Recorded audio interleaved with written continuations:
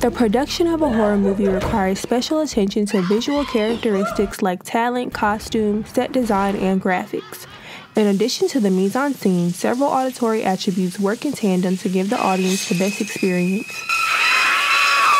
A multitude of sounds cater to the story that we see on screen, which are often overlooked.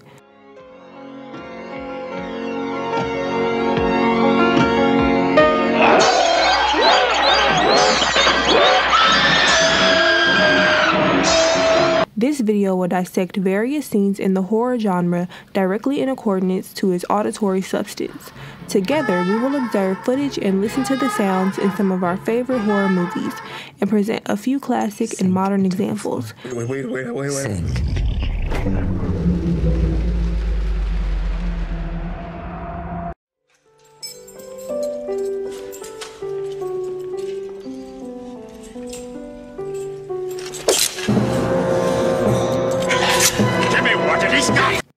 In the 1990 version of Night of the Living Dead, this classic horror remake hastily sets the tone during the opening. They're coming to get you, Barbara. Stop it! You're ignorant. They're coming for you, Barbara. During the black screen, an eerie score accompanied the playful taunting from a mysterious man and a bothered woman. A major advantage to the creators within this genre is attributed to the ability to manipulate the audience's expectations through music, often inciting paranoia or deceiving the viewer.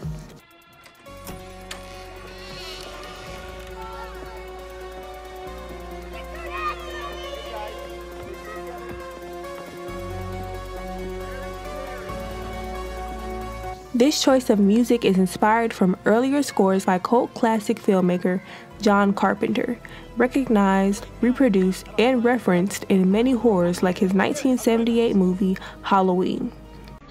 Now let's allow you to hear the variety of texture, tempo, and crescendo involved in these attack scenes.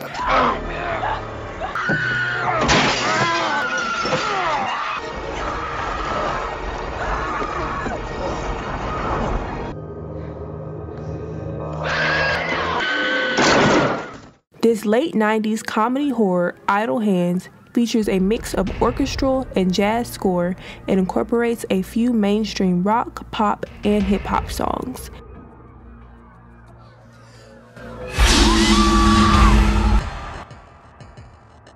The edgy music popular in this era features hits from Motley Crue, Sublime, and Two Live Crew.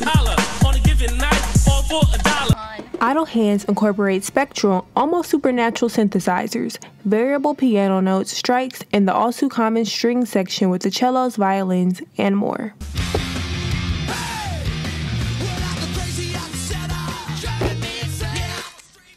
Hey Mom, we're out of milk! In the early 2018 horror, Hereditary, we can exemplify an array of sound effects that focus on the details in the film. Pay close attention to the noises that can be heard as we skim through some of our most memorable sounds in this movie.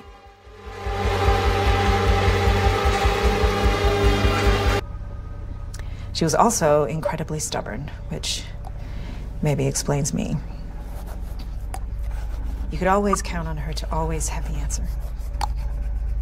We are introduced to a character, Charlie, whose strange behavior is revealed as she makes a clicking sound with her mouth and draws a ghostly picture of her mother. Wrong. Next, let's hone into the diverse sounds that play out in this small room. What's up?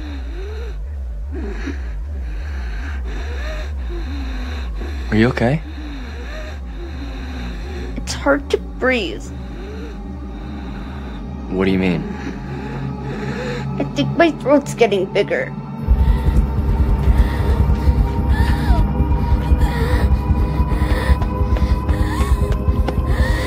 You can feel the normality of the situation quickly making a shift during the crescendo.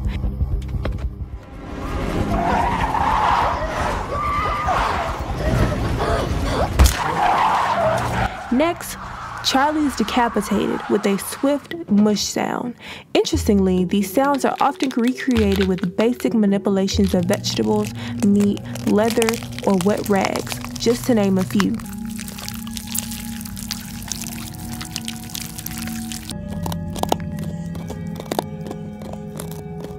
The 21st century horror film that uses an old school formula mixed with new concepts is Us, directed by Jordan Peele. The West Coast mid-90s hip-hop track, I Got Five on It, is used twice in the film, one while depicting a happy family, effective in expressing high spirits and energy. What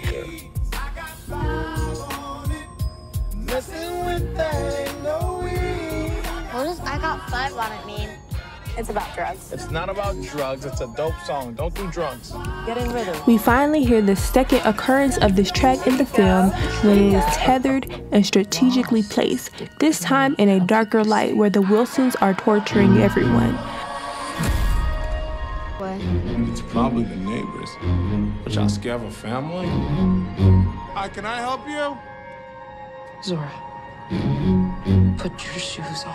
If you want to get crazy, we can get crazy. In an interview with Yasmin Evans, Peele explained his song choice as the anthem for the movie. Typical, more popular songs that aren't meant to be scary sometimes have the perfect hooks that are more menacing when paired with the right visual. That sort of riff in it that's kind of like Nightmare on Elm Street. It has got that vibe. You know, so that's what I you know, we did that with Redbone and Get Out as well. It's like take a dope track, but one that has a haunting thing going on, and that one has, you know, that's how I sort of get the anthems of my films. They can reflect the good and the bad. As for fear, it's a subjective response. They think like us.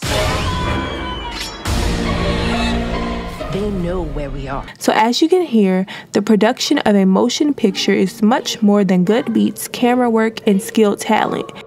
You should walk away with confidence in understanding the techniques and effectiveness of common sounds affiliated with the horror genre.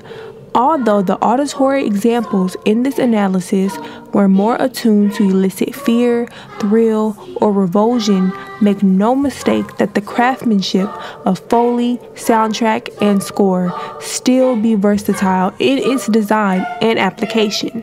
At least now you have a better understanding of the applied processes surrounding audio in horror and the separate special attention it requires.